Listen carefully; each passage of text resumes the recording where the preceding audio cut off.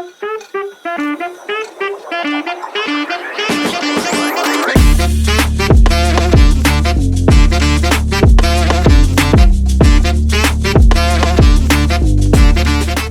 and I'm super excited for our guest today, Jonathan Davis.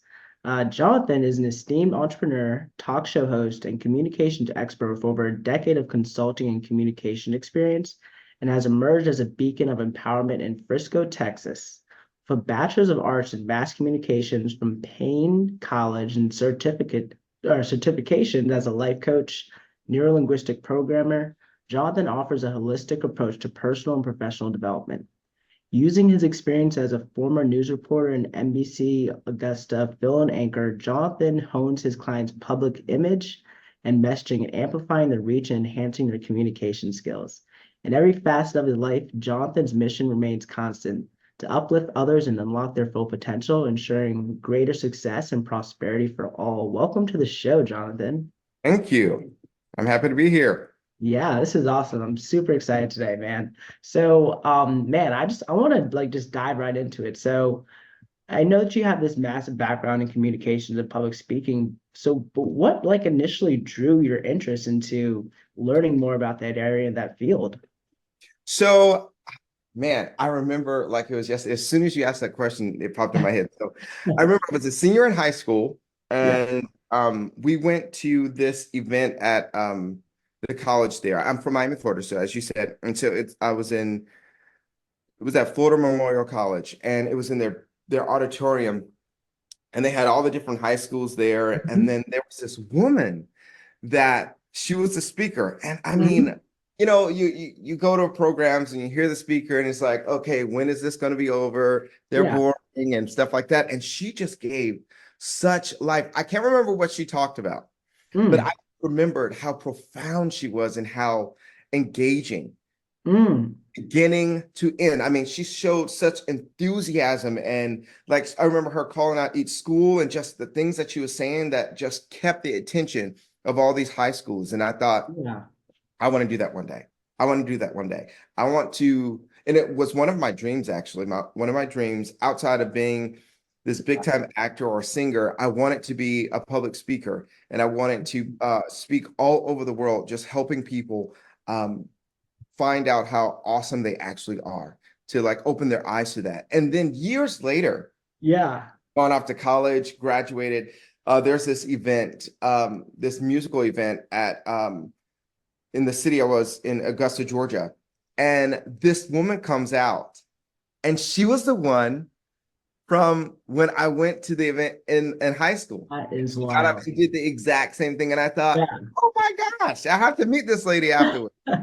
But yeah, so that to me was one of um, the reasons why I want to do public speaking. And then I just saw, people on TV do it, and Yeah. I wanted to do it too. And I thought, oh, I can talk. I can do that too. And so Yeah. here we are. That's awesome. So, and I'm sure for a lot of people, public speaking, is one of the biggest fears that most people have. I think it's like one of the number one, It is. fears. So, it's not, doesn't come natural to a lot of people. So for you, was it something that really just kind of naturally came to you? Did you already did you have a lot of those skills just like growing up, or did you have challenges when you were developing into the public speaker that you are today? Actually, um, I was a talker. Like I have just always been a talker. I was that kid in class Yeah. that the teacher called their name all the time to tell them to be quiet. I was the one that my academics may have been great, but on that progress report, that comment section that says talks too much or disrupting the learning environment, that was Yeah. me. That was me. And then here I am years later, as you said in my bio, I've done television, radio, and got paid to speak. And I thought I always wanted to go back and tell my parents, like, look, see, I was getting in trouble for that, but see what it got me. See where it got me. Mhm. So yeah. I love that, man. You're truly letting your light shine today. So, you do coach a lot of people, in that area of, being able to communicate better, learning how to, present themselves in front of crowds. So if someone is struggling with that aspect of public speaking, what are tips that you usually give a lot of the clients and people that you speak to, so they can get over maybe their fears and show up better when they're presenting themselves in front of others. I think one of the main things is to help the person understand you're just having a conversation. It may Mm. be one-sided, but you have something that the people need to hear. And I always tell people, don't do that whole thing that people say, just picture everyone naked. No, that is Target. that's actually not a good idea, actually. Yeah. I mean, one, you will definitely lose focus if you see an audience of people sitting naked and you wonder, like, why do I have on clothes? But no, it's more so of just calming yourself, helping Mm. yourself understand you have something that they need to hear. Yeah. And you're just having conversation. You can, and I tell people, find maybe like 2 or 3 people. Let's say it's a room full of people. Find somebody up top, find 2 people at the bottom, and just talk to those people the whole time. Mm. Just talk to them. Because then if you get like a person in each section, then Yeah. I mean you're far away. So it looks like you're talking to everybody. And so Yeah. I'm talking to this person up here. I have something to convey to them. It's not that I'm in this room full of people. I'm Hmm. just talking to my 3 friends. And so if I keep that in my mind and keep myself calm and understanding if I get super nervous or so excited that they can't understand what I'm saying, then what's my purpose here? And so you just find those people, keep yourself calm, and just have a conversation. Just have a conversation Yeah. because you have knowledge that they need. I love that. I love that. Such great advice. I heard years ago, I forgot exactly where I heard it from. There was a speaker and he said, when your heart's on service, you're never nervous. And I really love that quote because it really conveys like as you're, giving a message to people, we oftentimes feel the most anxiety and feel very nervous when we're just focusing on, oh my gosh, how do I look up here? Am I doing something weird with my hands? All these different things. We're focusing on ourselves. But when you go and speak and you can focus on other people, the people that you're delivering that message to, how can you maybe say something that they can take away from that conversation and now use it in their lives and really just focus on the value and the knowledge that you have. It Right. really takes away a lot of that anxiety and nervousness you often feel when you get up in front of people. So that's such a great point there. I Uh, will say that I don't believe that the nervousness goes away. I believe a little mm, nervousness is good. I mean, you want to yeah. keep yourself a little on edge, to give you that excitement and that not bubbly Mm, sensation. Because that's not everyone's personality, but it keeps you kind of up, and mm, on top of yourself, keep yourself sharp because sometimes we can get so comfortable that we're too comfortable. And it's just like, okay, yes, I am having a conversation with my 3 friends, but I'm still like presenting something. So you have to just keep that in mind. But yeah. I totally agree with that. And I tell even my business clients this, it's like, we are here to serve. It's not Hmm. about you. It's not about you at all. And if you keep that focus on everything that I do is to serve someone else, you'll always be fine and you'll always be rich. Because not, you'll always have money because if Yes. focus is serving someone, someone's always going to have a need. And then, you monetize that. And so Hmm. I love that. I love that, man. That is such a great point. So another thing that like, when we initially met, I could tell that you had this just vibrant energy about yourself. Like you were very charismatic and I can tell, you're just so engaged, as you're talking. And really, not many people have that ability to have that magnetic personality or that charisma, as they even when they, especially when they meet someone new. So I believe, yeah, of course, man. I believe that's something like a lot of people can tend to struggle with. So what are some tips that you may give someone to have more of a magnetic personality, be more charismatic, so they can have better experiences as they're like, meeting new people and interacting. now we all have different personalities, of course, and everyone's personality is great. I'll just say that. Thumbs up to any personality. But my thought in my mind when I'm talking to someone is I lead with my heart. Mm, My time is important, and so is theirs. And so, but I want to always make sure that when I'm talking to someone, they hmm. feel important because they are. And having clients and understanding and listening to things that people say, they always put themselves down. And it's like, no, you know what? You are I'm talking to you, and you are the most important person in this room to me right now. Yeah. And while I'm talking to you, I want you to understand that and know that what you have to say is important to me. I'm listening. I want to listen. I want to give you your time. And that's in my mind and in my heart the whole time we're talking. It's Yeah. just me and you. It's just me and you. So let's talk. And Yeah. everything you have to say, I love it. Oh man, that is such great advice right there. Realized this was years ago that, people love talking about themselves. That's the reality of it. But oftentimes people go out into the world and they don't get to have a voice. They don't get to be heard. So if you can make someone feel special, as you're interacting with them, they can leave such a big impact on that person. And they're going to remember, because people oftentimes don't remember what you say, they remember how you make them feel. Oh, most definitely. Most definitely. And even with that, it's like, I think a lot of times we don't think much of ourselves, uh, Hmm.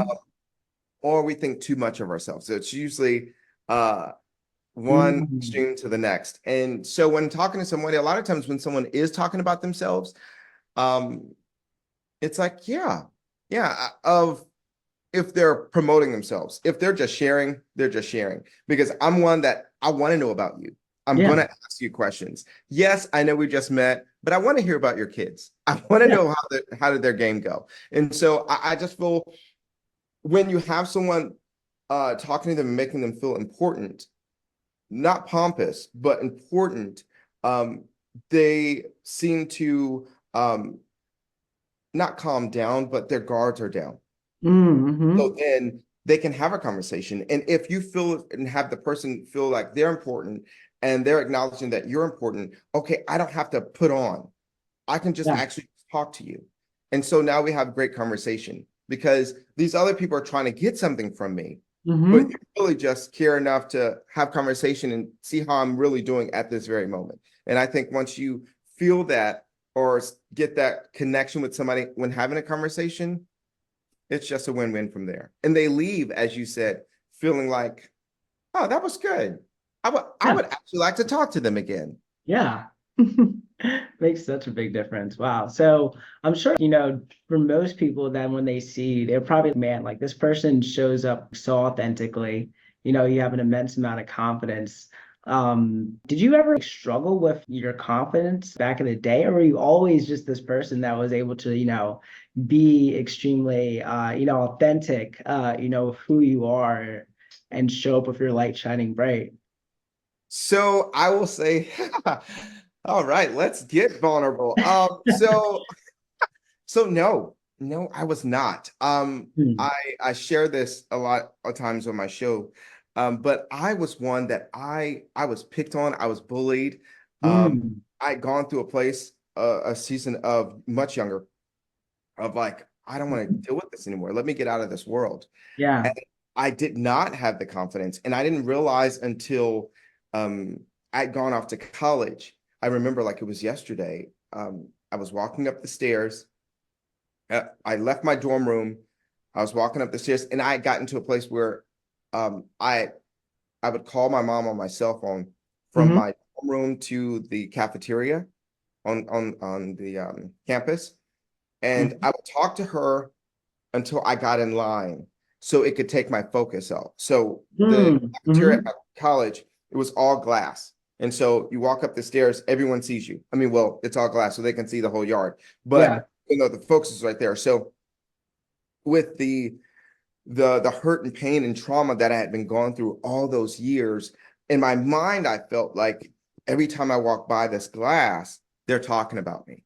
And so I Mm. realized my eyes were open that I saw that I would even walk with my head down. And so I'm walking with my head down on the phone with my mom just to have my focus somewhere else so I won't see that they're talking to me. People may not even acknowledge or know that I was walking by, but this is what, trauma does to you Yeah. to make you think this is what's happening all the time. And so went through college, got careers and started seeing myself. And I started hearing compliments from people about how I was and who they thought I was, knowing that, a lot of times I was putting a smile on my face, but was, not feeling the best. Yeah. hiding a lot behind a smile. But I took time to learn me. I took time to understand that, you know what? I'm Jonathan, and that is good. That's okay. I am Mhm. Jonathan, and I'm okay with Jonathan. I love Jonathan, and I had to take time to learn to love Jonathan. And I Mm. think a lot of times when we don't love ourselves, we also put ourselves in situations and make decisions that aren't great for us. A lot of Mm. times, even with the conversation we talked about earlier, when you're having a conversation with someone, if you listen to someone, you can find out in just a few seconds or minutes who they are, how they are in their life, and how they view themselves. Absolutely. And so within that, it really, and I think this is what why it's so important for me to make people feel important when I'm talking to them, because I got into a place where, I taught myself to be blind and deaf. I say that all the Mm. time. I could be around and I know that someone was insulting me in some way, and I act like I didn't see it, or I act like I didn't hear it. Like, I mean, I remember a time someone said something real negative about me in the class, and another person said, "Hey, did you hear that?" Knowing I did very well. I hear very well. And Yeah. uh, and just so I wouldn't give them power enough, or the stupidity or immaturity of what they wanted to get out of me in doing that, I was like, no, what was it? With a smile on my face. I didn't hear it. They're like, oh, nothing. And it's like, so I taught myself again to be blind and deaf, to Mm. push those Mhm. things, press those things. And so when you're getting uh that beat upness, verbally, or physically, it's Yeah. like you start pushing yourself down, and you thought, maybe I'm not so great. Maybe, I am this trash or whatever they're saying about Yeah. me. But then my eyes were open many years later, after, going through this season of, no, I'm not who they think I am. I actually am great. Not saying, arrogantly, but, just loving Jonathan the way God Yeah. made Jonathan, and walking in that. And so I think, or push anyone, if you aren't feeling the best in yourself, I think you have to practice, like, look in the mirror, and I know a lot of people do affirmations and things, tell yourself, who do you want to be? You know what? It's okay. No, I'm not where I want to be in my life, but I'm great. Things are good. I have talents. I have, these gifts that I can do. When I'm around people, they feel great because of Jonathan, because of Yeah. John, and just walking in that and reminding yourself daily. If you have to do it daily, do it. If you have to look in the mirror, do it. If you have to record yourself, telling yourself these things, put it in your ears, because I believe, the word says faith comes by hearing. It says the word, but it also, on the negative side, if you keep hearing these negative things and letting Mhm. you're going to believe them too. And so reminding yourself daily who you are, whose you are, and all that you can do, I promise you, it'll change your life. You'll start seeing yourself how you actually want to see yourself. It's like, oh my gosh, these scales have just been removed from my eyes. I am good. I am a good person. I can do great things, and I can walk in that daily. And so that's how we get the Jonathan you see today. But I've always just loved people, and I've always wanted to make sure that they felt important, even if I didn't get in return, Mm. because I Man. know how it feels. Yeah. Yeah, and I can see that in the way that you show up. So I appreciate you sharing that, Jonathan. Especially, a couple of different points you made there. It all starts with loving yourself. If you're not comfortable with who you are, if you don't, start with loving yourself, one, that really shows up in how people are going to see you, because it's going to show up in the language that you use, when you talk about yourself. It also becomes very difficult to actually, show that love to others as well too, if you're not loving yourself. Because I'm a big believer that we show up in the world based off how we see, ourselves oftentimes. Like, we're going to treat people based off, at the core, how we treat ourselves. So if you find someone that is oftentimes very, aggressive and defensive and, pushes people away, they're probably, not very comfortable with how they feel internally. So that becomes, reflected and manifests when they're interacting with other people in the world. So, and, on the other part, affirmation, I think for a lot of people, especially if they grow up and they have negative experiences or trauma, and oftentimes create these beliefs and create a narrative in their heads that they deserve that trauma or they deserved all those negative experiences. And so that just continues to weigh down on them and who they believe they are. And it's so important to rewrite that script.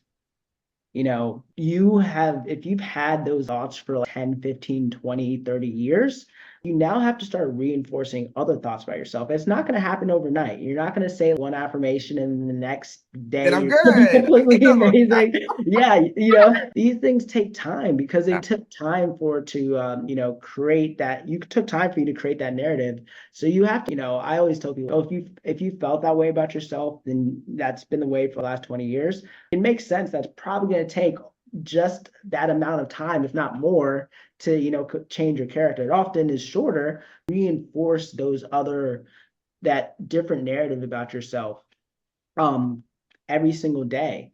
And I think another great thing too is because I feel that the confidence and self-esteem can come from two different places. One, it can sometimes come from that narrative we're telling ourselves, or it can also come from just looking back at our past history. And a good way to have confidence, I believe, comes from your ability to trust that you can get something done, right? I'm going to be confident in a space where I know I have experience and I know I've completed something.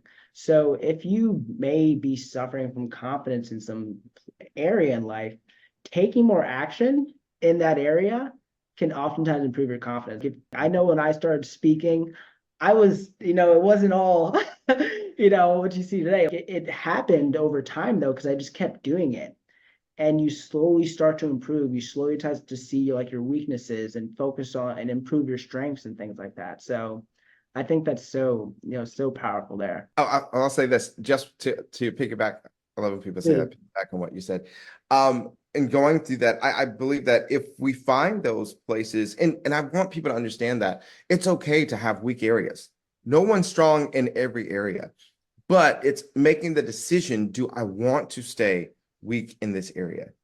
And take time to actually, as you said, put in the work. Okay, yeah, I may not be the best tennis player, but if I practice every day, I may not be, Arthur Ashe or Serena Williams, in playing tennis, but I can learn the game and I can learn it and play it pretty well. I don't have to be the biggest star in it, but if I'm weak in this area, if I practice daily on whatever it is, even with the confidence, one day I'll start seeing myself differently because I'm on that wall, chip after chip. And guess what? That wall's going to start coming down. That wall's going to start coming down and that confidence is going to be built. So I just want, when you said, I was like, yes, let's hone in on that. Okay, go ahead. I'm sorry. I love it. No, you're good. You're good. This is all really awesome. So, I feel like, the world that we live in right now is so connected, right? It feels like nowadays we have so many different platforms to connect with people, so many different ways to communicate. But I also feel there's this lack of connection as well too. It feels, even though we have all these different channels to communicate, it feels we've almost gotten into a space where, people are just feeling very disconnected. People are feeling they can't, even really communicate very well. You even look at generations that are coming up, and most people are just lacking in just simple ways to, communicate with their peers. So what do you feel are some things that people may do that impact their ability to communicate or lead to, them not being able to convey a message very well, or things that people do that don't help in their ability to connect with others? You see what I'm saying there? I'm trying to understand your question. Yeah. So saying what is it that people can do to better their communication? Yeah. So I want to kind of look at the other side. So what do people usually do that is a detriment to their ability to Oh, communicate okay. well? I think, okay, so we love technology. Yeah. Technology is wonderful, but technology is pushing us far and far away from connecting with people, period. Uh, okay, like, I will even, put myself out there. I love to text, Yeah. but I am not a huge on the phone person because I like to multitask. So I can be working on something. Somebody messaged me, I can respond and then go back to it because I'm thinking in my head, if I'm on the phone, then I have to keep thinking about what we're talking about. And I can just, I have that thought, you said something, I can respond to that and go back to what I'm doing. But I also see on the flip side how much more it's so um uh, engaging and so much more rewarding when I'm in person talking to somebody. Mm-hmm. There's texting, there's also just being okay with not talking to people at all. I'm trying to think of like at times like years ago, it's like you spoke to your neighbors and you had Yeah. a conversation, and now it's like, let me put my head down, let me walk by. I don't want them to talk to me, The but why? headphones in. Yeah. Yes, that is another way. Yes, yes. My AirPods, AirPods, I love them. Again, I love technology. I love technology, but it is helping us daily. It is Mm-hmm. helping us daily to push away from personal connection. And Mm-hmm. I mean, other than technology, I can't, are just making the choice to not be connected with people. I think that the COVID era, which it's coming back or we're back Mm-hmm. in, really not only opened our eyes to where we are as a world, but it woke up this this isolation Mm-hmm. in us. I mean, people were Yeah. so okay with not talking to people, and I think we had this time where we couldn't talk to them so much that they were like, I like this. I don't have to deal with people. I don't have Mm. to face emotion, or I don't have to uh deal with others. I don't have to connect, and I'm good with that. And I'm thinking, but we need people. Yeah. We need people. People don't understand, like, even I know, even dealing with health now, but it's like how much just a hug can do for a person. We Yeah. forget these things, or a handshake, or just seeing someone smile. I mean, those things, or things that give us those great endorphins to just make us feel even better, and to help our lives in so many ways. But we enjoy uh just being away. Just Yeah. like for offices, a lot of we've dealt with Zoom, Teams, all these other things, dealing with technology on how we Mm-hmm. can meet without meeting. And now offices and companies are saying, you know what? Yeah, y'all come back to the office. And they're like, no, I'm good. I'm good at home being in my sanctuary. I don't have to, dress up. I can wear a nice top and have pajama pants on. It's like Mm-hmm. those things that we've allowed to just keep us isolated. And so I would say technology, I would say COVID, and I would just say now, since those things, our mindsets have just totally changed to be okay with not connecting with people on a personal level. Mm. Yeah. Yeah, no, you bring up so many good points there again. I believe that you do lose a lot of the communication when you're going through these, various types of technology. And technology is great. It makes things easier for us. It makes it easier to communicate. It allows you to, not necessarily be in the, same time zone as you're sending a message, all those different things. But I personally, I'm a very logistical texter. Like if anyone's ever texted me, I am I'm the person, like I'll text to set a date up. I'll text to kind of get something going in person or on a call. But like, I'm not gonna have like an in-depth conversation. That's just me on text, because I realize that communication is more than just what you say. That's the reality of it. I believe I heard that, like, when it comes to communicating something, I think, and I don't know the numbers, but I'm gonna kind of just guesstimate, but I think it's 20% is verbally what you say. I want to say 40 or 50% is your body language, and then the other 30, 40%, whatever, to equal 100 is your tone. And so Mm, when you're texting, you're losing a lot of the way that you actually communicate, because you're just using the words. You can't tell the body language, you can't tell the tone. And I feel for people that, they spend more of their time just, we keyboard warriors, typing yeah. everything out, just texting. When you go and then try to have a conversation with someone, you haven't worked on a lot of those skills that are also part of communication. So it can make that interaction, more difficult. So I think it's, important yeah, when you're interacting with somebody, like, it's more than just what you say. There's a lot of other aspects to it. and that you want to make sure that you're working on being attentive to, be a good communicator, overall. So I know that you have a depth of knowledge in NLP, neuro-linguistic programming. So I'm curious, what are some valuable insights you've gained about how humans communicate and process information from your experience in uh, neuro-linguistic programming? I think, well, in learning that, as even I used myself as an example, we have allowed trauma to Mm, us in so many different ways. And so, in the process of, getting someone to, in the process of NLP, what we do is we try to get to the anchor. And so I can use an example of, let's say a person said, I have not slept until I have not slept since my sister died.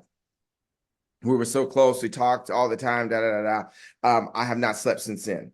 And it's like, or not slept since then, or had much sleep. Like I'm up all night. My mm, mind's all crazy. And so what we try to do is what we use the word anchor. And so what is causing you not to sleep? So let's take you back. Let's take you back to that trauma and then walk you out of it.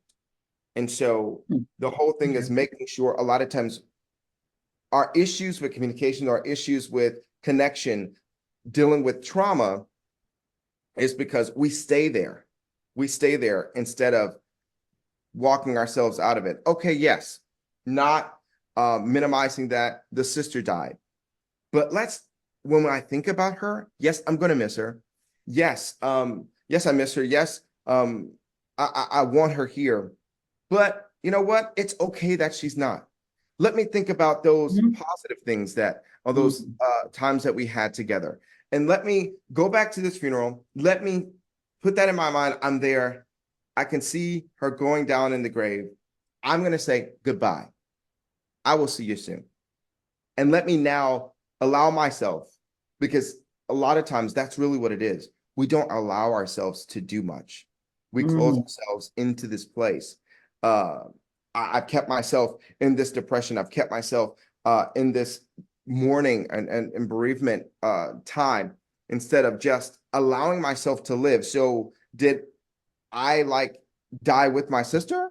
No, my sister yeah, will want to yeah. live. My sister will want me, of course, in reality. If I lost one of my sisters, of course they want me to miss them. I'm going to do that. But every time I think of them, I'm going to not think about, oh, she's not here. I'm going to think about something silly that she said. I'm going to think about some food we made together. I mean, it's like you have to get yourself to that place of, okay, yes, I'm going to be honest with myself. Yes, my sister did die.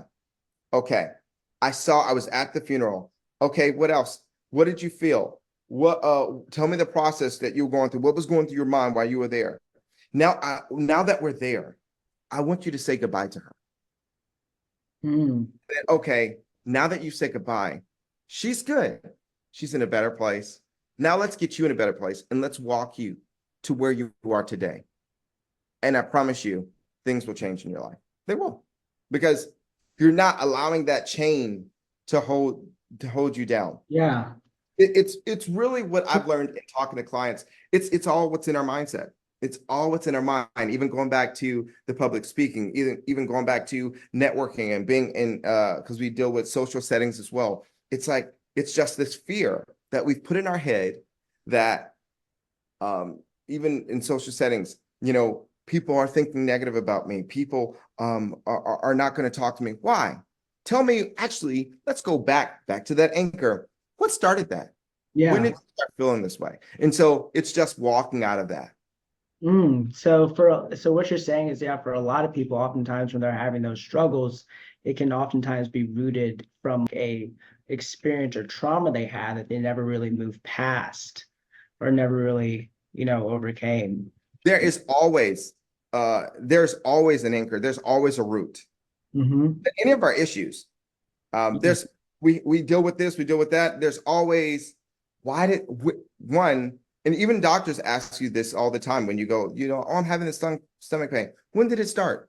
How long have you had it? It's like, let's go back there and then deal with it then, and then walk out of it. And so, yes, so to what you're saying, yes, it's always just we have to figure out what is the root cause of this. Because if we can figure that out and face it, because a lot of times we don't want to face things. We don't want to face, just like when you're trying to, we talked about, public speaking being one of the biggest fears, heights in closed spaces. It's like, getting someone in an elevator and telling them to look down, you're okay. We're on the elevator. The elevator's not popping. You're good. What happened? What was the trauma that, caused you to have this fear? Like, people don't like dogs. What happened? When I was 7 years old, my neighbor's dog attacked me. Let's go back there and let's walk you to where you are now. Every dog's not going to attack you. Something's wrong with that one. That's not every dog. Yeah. So it's all about the mindset, my friend. It truly is, man. I really appreciate you saying that again, because that's what our brains are designed to do. Our brains are designed to really take in the least amount of information in a situation and make the best decision that we can make to promote our survival. And so if you have a negative experience that you had in the past, you're oftentimes going to take that negative experience because that was the information you had. Now apply to that new situation, even though a lot of things have probably changed, but now make a decision because of that experience you had in the past. So as you said, if you had a negative experience with dogs, you're going to see every single dog now as a potential threat. If you had negative experience, I don't know, going into trying to learn how to swim when you were younger, you're now going to have this massive fear, of water overall. So but that doesn't mean that danger is still present. And I see so many people, they operate in the present as if they were still in the past, and it doesn't allow them to truly move forward when you're doing that. So wow, I mean, as you said, it is truly about mindset and beliefs. I oftentimes say I can really determine what someone's future is going to look like by how they talk, how they frame different things today, what they project about themselves, and others. Always just give a person a chance to. When you give a person a chance to talk and you actually listen, you can hear everything about them without them even saying it. Give a person a chance to talk, they'll tell you who they are. They'll tell you who they are. Yeah, I love that. So how would you define success, John? I love that question. So I tell people this when I'm coaching them or when I'm on my show. I believe that success equals obedience. So I'm a Christian. So when God tells me to do something, let's say God told me to start my business, my job is to do what he said. And so my job is to start this business. I was obedient. So that is success for me. Success is not, I have I have 20 cars and 40 houses. No. Okay. All that sounds like to me is debt and bills. Yeah. But people need to see that success means that, okay, I've done something that I was supposed to do. That's success. Success, okay, for Jonathan, God told me to start this business. Okay, Jonathan, but you don't have any clients. You're not making a lot of money right now. That is not my problem. My job was to do what he told me to do. And that was obedience. So I'm actually successful. It is his job to bring the clients to me because he told me to start the business. And so if people put in their minds that, okay, what's success for you? Okay, I have a job. I pay my bills. I am living. You are successful because who told you that to be successful, you had to have $1 million in the bank? Like we've allowed society to tell us what success is. No, what is success to you? If success to you is, having all those great things, wonderful. But at the end of the day, let's say you die tomorrow, you can't take any of it with you. But success is, what? Did I live my life well? Was I obedient? Did I serve others in any capacity? That's success. Am I obedient and am I serving? Because we are here for others. We are not here for ourselves. Yeah. And so if you keep that mindset of, okay, what am I doing in my life to help and better someone else? That's success. That's success. Because we are all here to serve. That's obedience. If I'm supposed to go do something, that's success to me. So that's in a long, drawn out way, that is definitions of success for me, for Oh, Jonathan. it's so important to define your success. I think that, oftentimes that we are so, we're uh, overwhelmed with different messages on social media, overwhelmed with different messages on, movies, all these different types of entertainment. And so we've defined, societally what success looks like. And I love that you have defined it for yourself because I think it's so important for people to, truly look internally and say, okay, what are the things that you want to achieve in your life? Because that is what is going to define your own success. And for someone that could be, having the best garden in the neighborhood and they would just want to cultivate this amazing, garden and landscape. So when people come to their house, they can feel, welcome and all these different things. Like it's not having, as you said, all those different material things. It's just seeing, what's in your heart and what you want to achieve, and then going and achieving it. Being Yes. disciplined enough to actually take those actions and, bring what's out in your mind and create that, out in the world. And yeah, I think that's just such an important part because I think that it's so true for a lot of people that they chase various of things, the Things. cars, the money, all that stuff. And you find that when they achieve those things, they don't feel really much different or any more fulfilled. And it's Right. because they're oftentimes chasing what someone else's definition was, Hmm. what society told them they should have in order to feel that success, down the road. I agree. I agree. And you hit the nail on the head when it's um discipline. That discipline. Mhm. Yeah. Yeah. And the discipline is, saying something, then doing it, which, Correct. Even when you don't want to, yeah. even when you don't want to get up. Like Oh, yeah. making you were talking earlier about, how, you get to the gym first thing in the morning. You know that I need to do that first. Like for me, Hmm. my trainer was like, "Hey, let's meet in the afternoon." I know, Jonathan, that I need to start the day working out because at the end of the day, I know I'm not going to show up all the time. I'm not going to have this energy. But I think also in learning yourself, Hmm. it's a push. But if you want this outcome that you Hmm. desire, you're gonna have to push yourself through that whole process. Yes, I know I don't want to go work out today, but I still want my body to look like that, and I know it's not gonna happen if I'm sitting here on the couch eating these potato chips. Yeah. I have to push myself to go to the gym. I have to do that. So Yeah. That's such a great point there. You know, I think sometimes a lot of people may look at, great people. I've even had people, tell me, wow, like, you have so much energy, you like being, hardworking, you like getting up at 5 a.m. and doing all these things. And yeah, I've had outcomes and I do appreciate those outcomes. So that's why it reinforces a lot of my behaviors. But I don't get up every single day wanting to wake up at 5 a.m. Most I days I'll can't be wait able to get to the gym. like I would love to sleep in. I would love to, just take a load off. But the point there of doing those things even when you don't feel like it is so important because you know, years ago in my early 20s, I just, I guess I don't know if it was extremely conscious, but I just made a decision to just do the things I set out to do. Mhm.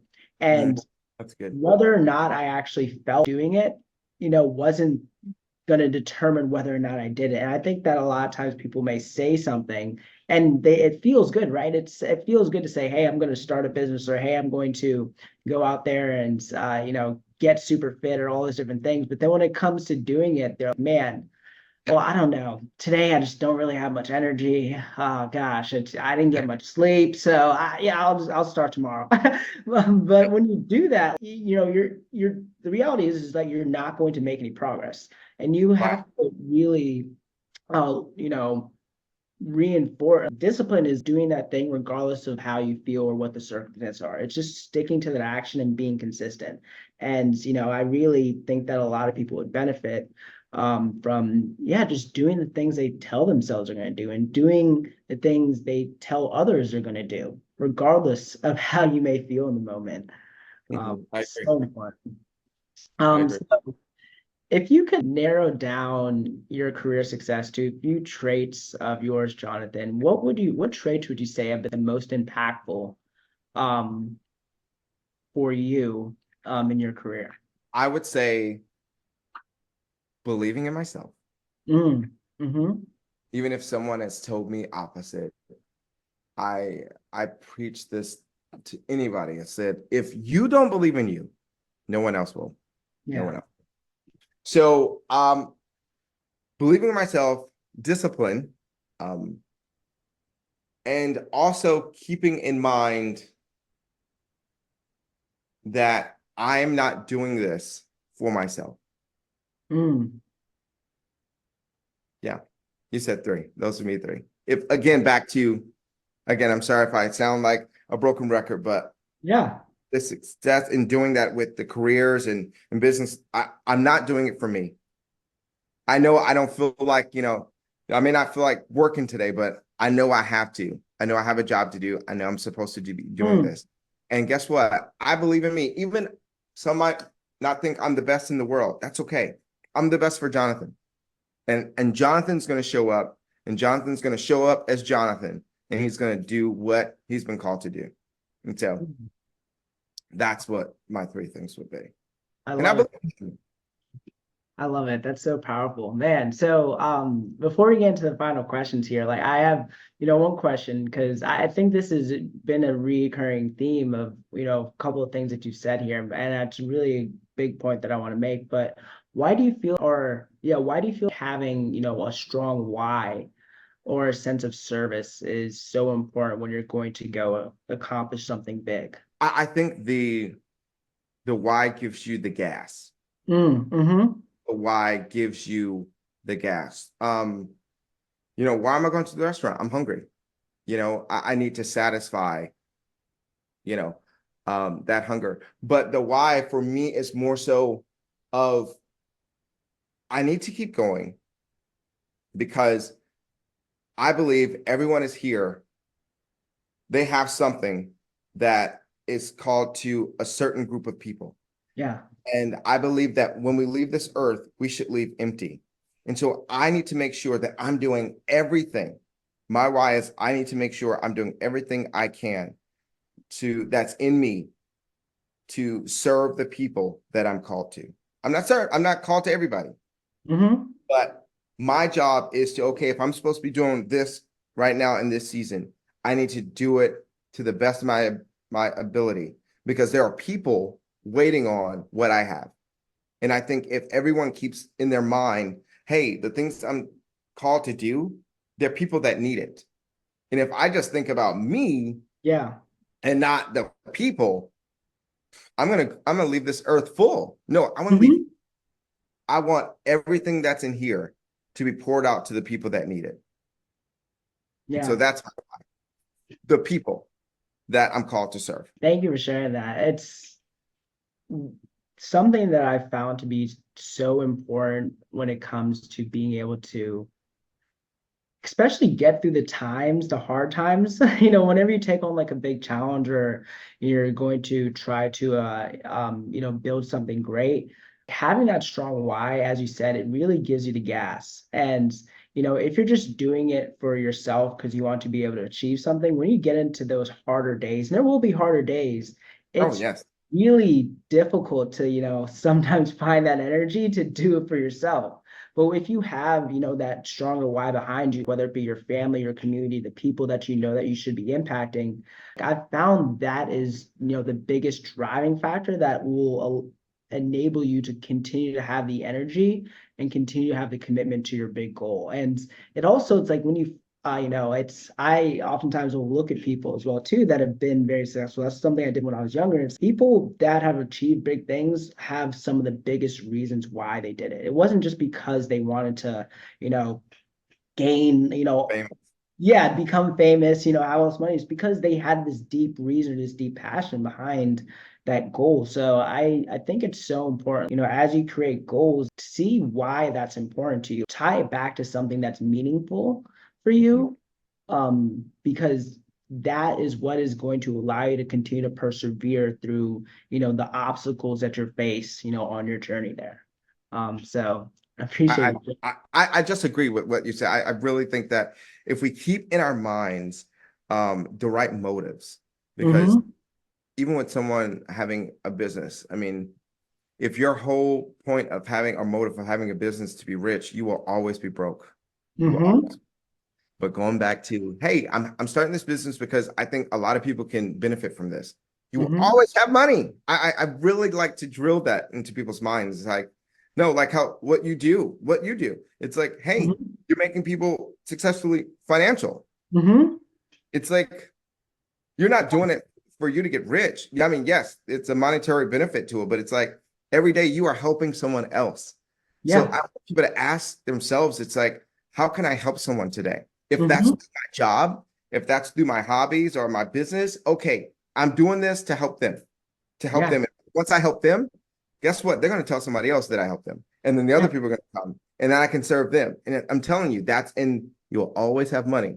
Your focus is serving, not getting rich. And so Yeah. the motive or the why is so imperative. It's so imperative to our daily lives. Yeah, I mean, it's extremely important. For me, my parents never really had, they didn't do well financially. Unfortunately, they faced a lot of different struggles, and I saw a lot of those outcomes that they had because they didn't have the right guidance. They didn't have someone to help educate them to make the right decisions.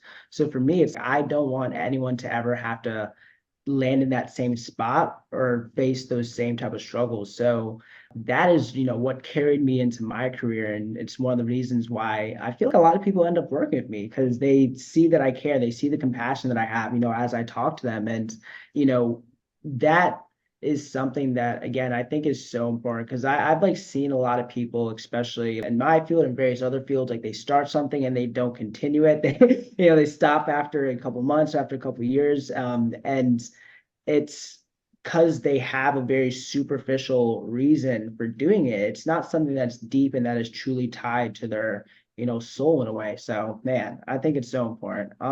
So, as we're wrapping up here, I'd love to know, how would you describe someone that is breaking their glass ceiling?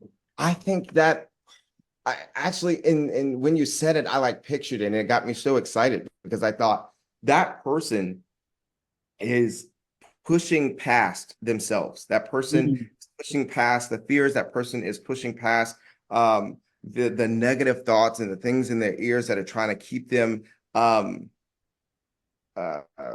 complacent and in Mhm. this place of not doing more.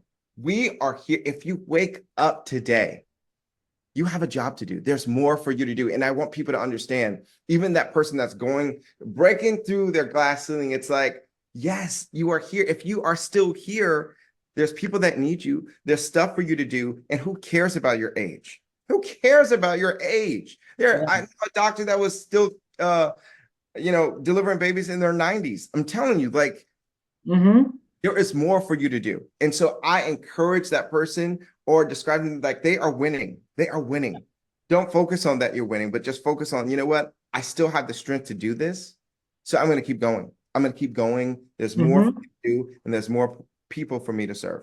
And so, how do I describe that? It's like scripturally, it'll be like going from glory to glory, but it's like I'm winning. I'm Mhm. looking past me. I'm looking past me, and I'm realizing that I'm here to do a job, and I'm doing it, and I'm Yeah. doing. I mean, as you're doing it and keeping that with the right focus, you're just gonna keep getting elevated. You're just gonna keep getting elevated. I love it. I love it. So anything big come up in your world, Jonathan, that you'd love to share with the audience or, have us cheer you in on? So I have just published what my second book. So I have two books. I have one. I can show them. They may not show up, but I have these two books that and that's not great because it's oh, there we go. There we go. Yes. So I have a daily devotional for business owners that I did that it's for Christian business owners that I really teach them about, pushing, Hmm. just giving your business to the Lord because it's not ours. If He's told you to do it, give it back to Him and don't worry about it. God Hmm. and the clients. Your job is to just be successful and obedient and do what He told you to do. But Hmm. also, I just published my latest book. It's I'm So Grateful, My Weekly Time for Gratitude. And I believe that, and they're both on Amazon. And I believe that um, we need to live a life of gratitude because Hmm. things can things could always be worse. Yeah. Things could always be worse. But if we actually take the moments to a moment to just really think about all the great things that are going on in our lives. I know you may feel like hell is going on at your job. Mhm. You may feel like you're in the worst relationship, but guess what? You are still here to tell the story. And Yeah. that's something to be grateful about. Oh, yeah, okay, it sucks at my job, but guess what?